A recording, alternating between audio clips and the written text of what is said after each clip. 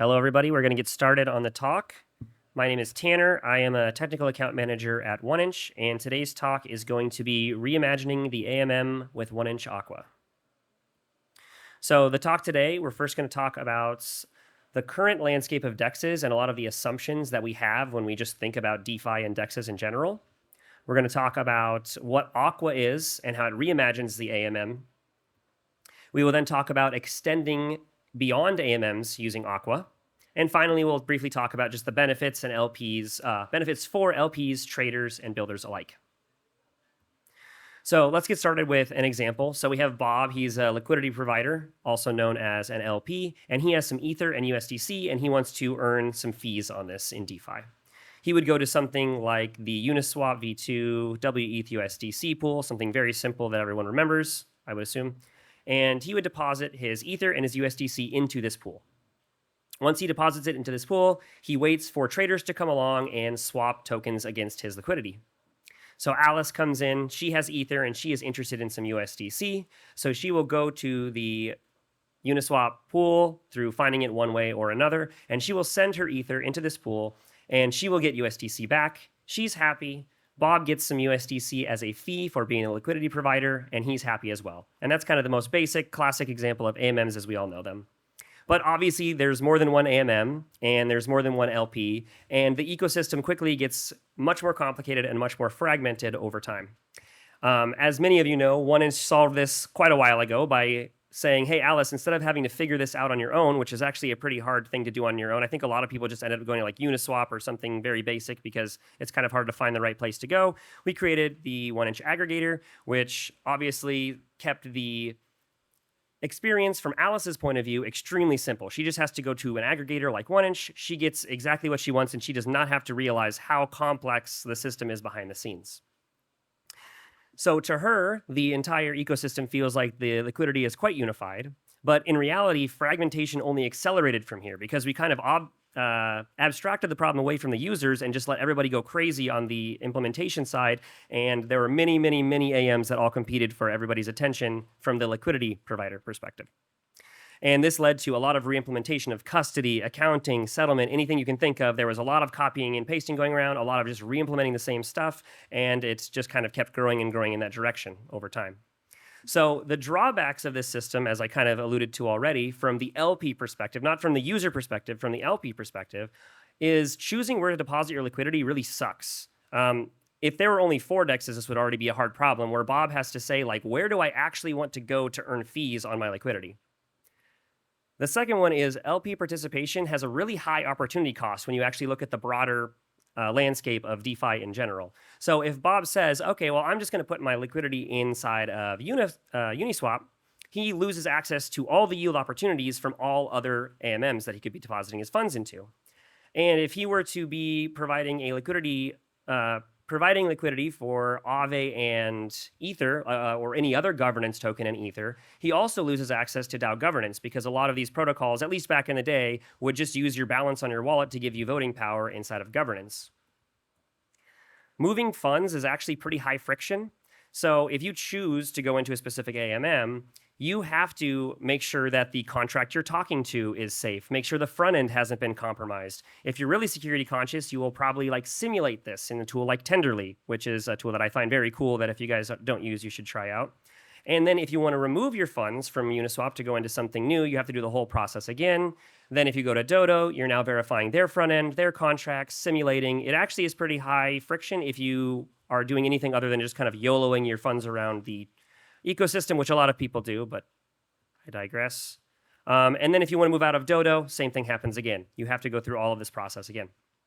And then the fourth one is new projects only increased fragmentation over time, and they even materially incentivized it. So if we had 4 AMMs and a 5th AMM comes along, they're actually going to try to like give you boosted pools or maybe share some of their governance token with you or maybe tease an airdrop to actually continue to fragment the ecosystem more and more and more as these grow. And all the while, these LPs are trying to decide where do I actually want to put my funds to earn the most yield possible in the safest way possible.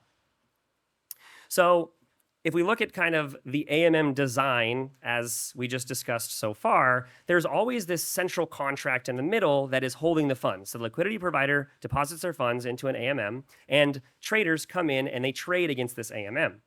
So one of the questions we asked when we started developing 1inch Aqua was, can we create the AMM experience without actually having the AMM in the middle? Can something facilitate Alice's AMM experience to go directly into Bob's funds on his wallet, push funds in, pull funds out, and make both sides happy? And that is where 1inch Aqua kind of was born. So in 1inch Aqua, liquidity stays inside of the LP's wallet. The liquidity is not bound to any specific trading strategy. If Bob wants to sell his Ether or send his Ether to a centralized exchange or share it with some other user on Ethereum, he can do all of that without having to worry about any previous commitments he has with Aqua because it's just funds sitting in his wallet. Settlement is atomic from the perspective of the user. So again, they do not experience anything differently than what they know when it comes to AMM swapping. The transaction completes, the transaction is over, and funds are on both sides happy. So the architecture of Aqua can kind of simply be split into 3 different sections. One would be the Aqua Router, the second is Aqua Applications, and the third is Aqua Strategies. And we're going to go through each of those now. So the Aqua Router, you can think of as just a very simple 80-line smart contract. It is responsible for the 3 core functions of Aqua in general, and that is LP registrations. So what strategies is Bob interested in? What tokens does he want to allocate to various aspects of the Aqua ecosystem? His balances, so how much of his total balance does he give access in Aqua? Like you don't necessarily have to give it your full entire balance in your wallet. You can tell it how much access you want to actually give it. And then responsible for the swap settlement. So this means approvals, this means permits, the actual permissions of getting those funds back and forth between the users. Aqua Applications are the swap logic implementations. So think of constant product, concentrated liquidity, stable swap, all the things that have gotten very popular over the previous years of actual AMM design. And the third side is the strategies themselves. So these are the LP commitments to Aqua apps. So this isn't a contract in itself. This is basically the accounting of, hey, this LP wants to use this strategy like constant product, wrapped Ether USDC, 1 Ether, 1500 USDC, or maybe stable swap, USDT, USDS, 1,000 of each. So this is just kind of the bookkeeping of how much participation this particular LP is going to be giving in an Aqua app. So if we go back to the example we showed earlier with Uniswap and a very simple example of LPs on one side, traders on the other side, and we kind of adapt this to the Aqua ecosystem, it gets a little bit more complicated, but we're going to go through it. So now there are 2 layers. There is the Aqua Router, and there is the AMM. And we'll call this the constant product AMM Aqua app. So Bob starts by giving in approve or a permit for the Aqua Router to use his funds. And he does this via, and then after he gives the approval or the permit, he calls aqua.ship. And this ship call is just going to have all the information about the strategy he's actually subscribing to. So in this case, it would be Ether, USDC, and some amount of both. And this state would then be stored inside of the Aqua Router. So the Aqua Router now knows about the strategy. It knows about Bob. It knows about the permit and approval so it can access his tokens. And it's ready to now use this for any traders that come along on the other side. At this exact time, it will also be emitting this data as a log in Ethereum, and this will be picked up by any indexer. We are obviously going to run our own indexers, but this is Ethereum. If somebody else wants to run their own indexer for this stuff, they absolutely can. And this indexer will also keep track of Bob, his liquidity, and the strategy that he's subscribing to. Now, when a trader comes along, they will get this information from some indexer, in this case ours, and they will know that Bob is participating in this strategy. They will send a quote to the constant product AMM Aqua app, and if they're happy with the quote, they will send their Ether through just like a traditional AMM at this point. The AMM will then talk to Aqua, and it will verify Bob's commitment on chain. If that is all true, if everything that Alice said to the Aqua app is true and can be verified by the Aqua Router, it will then reach into Bob's wallet, it will pull the Ether out, and it will start push the Ether in, and it will start pulling the USDC back out, and it'll give it to Alice. So from Alice's perspective, this is just a normal AMM, but this is a diagram to really show you kind of the moving parts that are going on behind the scenes. So what do we get with this design, actually? Well, LPs can sell and send committed tokens whenever they want. There's no commitments to doing this long term, and they don't need permission from Aqua to actually exit the ecosystem at all. They can participate in things like governance, where token balances are checked at the time of a proposal going live because they now have these funds physically in their wallets. This is something that is not true if you're depositing into an actual pool contract. That's not totally true, but there are some nuances there, and a lot of them do not support this kind of stuff. I actually don't know if anybody supports that, but technically they could support that. And LPs can reuse tokens for other Aqua apps and strategies at the same time. And this third one is a pretty big one, and that's where we're going to go next. So if we were to give a more complex example of Bob having 4 tokens, $1,000 of each: Ether, USDC, Aave, and Tether. This is $4,000 of total liquidity, but let's see what Bob can do in our example now using the Aqua ecosystem. So first, he'll use $1,000 of each Ether and USDC, and he'll put it into a strategy in Aqua via the constant product example that we had earlier. That's $2,000. He could also do the same thing with the same $1,000 of Ether and $1,000 of Aave for a second strategy. And he could do a third strategy with another $1,000 of Ether and $1,000 of Tether. So his actual liquidity in his wallet is $4,000, but his effective liquidity inside of Aqua is $6,000. Now, if somebody comes on the other side and they're trying to trade with this exact Aqua app, and they have USDC, and they have Aqua, and they have Tether, they can do all of this through Aqua, through Bob's wallet, without having to worry or know anything about the complexity of this setup. It just to them looks like 3 pools, 3 places to trade liquidity, and in this case, get Ether back on the other side. Now, if there were 2 traders that tried to trade large balances that would throw off the math for any individual trade at the exact same moment, then whoever comes second would lose, obviously, because if you take all of Bob's Ether and trade 1, then trade 2 is not going to actually succeed. So if there are a lot of pressure on the same LP in a very short amount of time, it will cause reverts later on, but we'll have to see in practice how much that actually happens. We don't think this will actually be a very big problem. So the example we went through so far was an Aqua app using the constant product strategy. There is also concentrated liquidity that you could do for an Aqua app. There's stable swaps that you could do for an Aqua app. There's a lot of different reimplementations of AMMs as we know them that could all be their standalone Aqua apps. And we started to see that this obviously is going to have a ton of overlap, right? Other than the price curve itself, there's probably like a lot of overlap across any AMM you would design, at least in the traditional DeFi space. So we developed another thing in parallel with Aqua that we call SwapVM. And this is an actual VM inside of the Ethereum virtual machine that is one layer below the Aqua ecosystem that tries to abstract away and make any AMM design much, much simpler rather than re-implementing the same thing over and over and over. So these can be thought of inside of SwapVM as like building block functions for swaps. So maybe you have a specific price curve that you want to use. Maybe you want taker restrictions, like some sort of NFT whitelisting, so only specific people can swap inside of it. Maybe you want to add a 25 bips fee onto this process to pay out the LPs who are participating in this particular Aqua AMM. And maybe you want to add a decay function. That's what SwapVM is trying to do, is basically say, hey, we don't need you to rewrite the Solidity over and over and over. Let's create something where you can actually build AMMs in a way that lets you focus on the actual logic and flow rather than the code itself.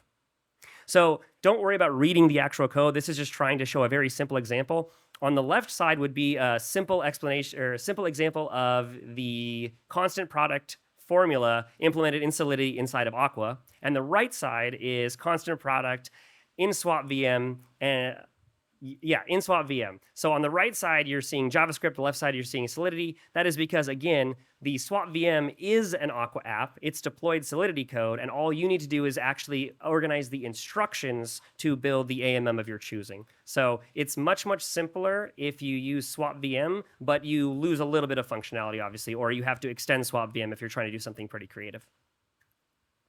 So building blocks are actual opcodes under the hood. Like I said earlier, it is an EVM, or it is its own virtual machine inside of Aqua. And you can additionally go beyond the opcodes that are inside of SwapVM. You can call external contracts if you want to access oracles or do anything with additional data that extends beyond it. And if you want to do something very creative, you can write custom opcodes. This has an asterisk next to it because you need to redeploy the SwapVM app if you want to go further than what it supports today. But we encourage people to do that at hackathons because we're trying to see what the boundaries that can be pushed are. So we encourage people to redeploy and break things and try to push this system as far as it can go. The next thing I want to mention is that Aqua extends beyond AMMs. The examples I went through so far are purely AMMs because it's a really good way to show the power of Aqua and kind of what it can do beyond what we know today as traditional AMM design. In previous hackathons, we did this once before in Buenos Aires last year, and people had created prediction markets, they created privacy pools, they created flash loans, because at the end of the day, you just need to follow the rules of the Aqua ecosystem. You don't just need to be doing simple token swaps. You can go much further than that. And a lot of these designs were and can be developed using SwapVM. So you can do just Aqua apps if you want to, or you can use SwapVM, which is quite a bit cooler, a little bit more technical, but has a lot of potential to save everybody time. So if we look back at the example I showed earlier of a constant product AMM as an Aqua app, and we just kind of switch this over to flash loans, we can go through an example of how that would look like inside of the Aqua ecosystem. So Alice would get this information from an indexer, and she would say, hey, here's the amount I want to borrow. Here's the payload I want to execute with my flash loan. The flash loan would then talk to the Aqua Router, verify commitments, make sure Bob is participating, make sure the approvals are good, make sure his balances are good enough, and then it would execute that strategy for him. Well, sorry, I got ahead of myself. It would pull the USDC out of his wallet, send it back to the application that is the flash loan app, and then it would execute that payload. It would pay him back. It would give him his fee for being an LP for a flash loan system. And then again, everybody's happy again. So it's very important to emphasize that although AMMs are kind of like the beginning of Aqua, it certainly is not the end.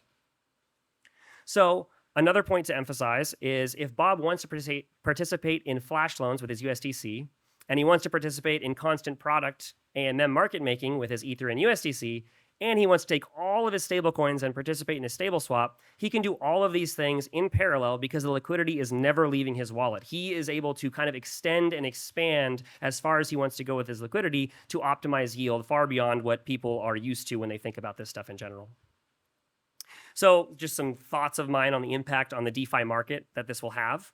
For liquidity providers, this means higher utilization of funds and better yields, just full stop. This will actually happen if there's enough liquidity inside of this system.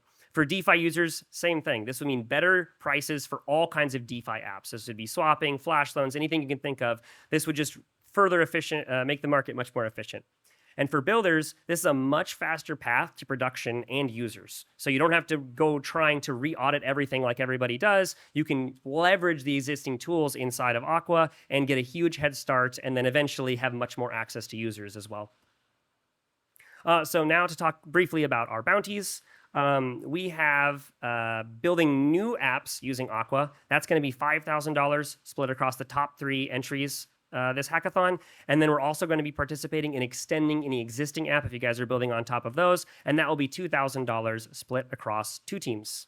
So thank you everybody for listening. Here is a QR code which will take you straight to our hackathon page. This will have links to all the documentation, our white paper for Aqua, our white paper for SwapVM, our SDKs for both of them, as well as the contracts themselves. So this should be links to everything you guys need to know. And that is it for me, if anybody has any questions.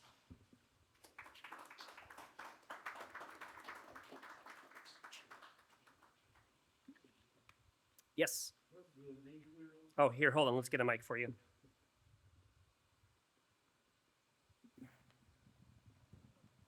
Yeah, thank you for the presentation. Does the maker have to have his USDC in the balance from Aqua, or can it be like whatever in DeFi? Like, can we pull the USDC from other sources, or does it have to be linked at the balance of Aqua? Oh, I see. So you're saying does the balance inside of Aqua need to match his physical balance on the address? Yep. I do not believe that it is strictly tied there. Okay. And one concept that I didn't mention in the presentation is Aqua does have the concept of virtual balances, which actually touches exactly on what you're talking about. So they are independent of the underlying funds. Awesome. Yeah. Thank you. But obviously it would just fail if the funds weren't there, right? So yeah, it works out in the end. Okay. Thank you.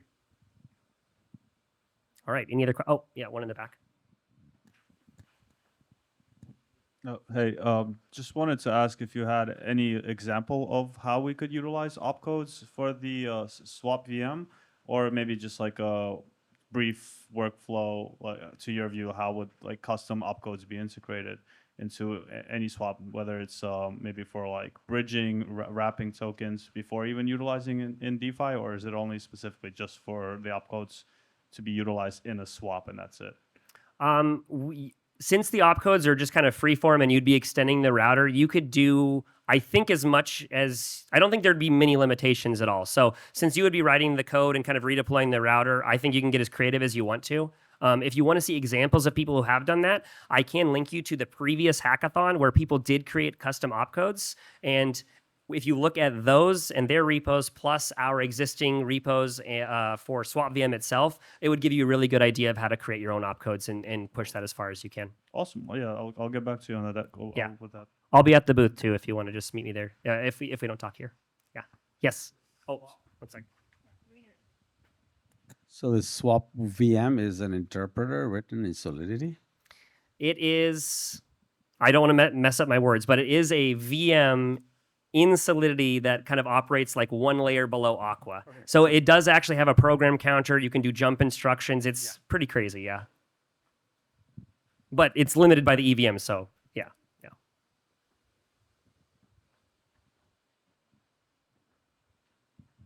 Hey, and just to clarify, like when the user wants to swap against Aqua, it's just like Uniswap V3 or something.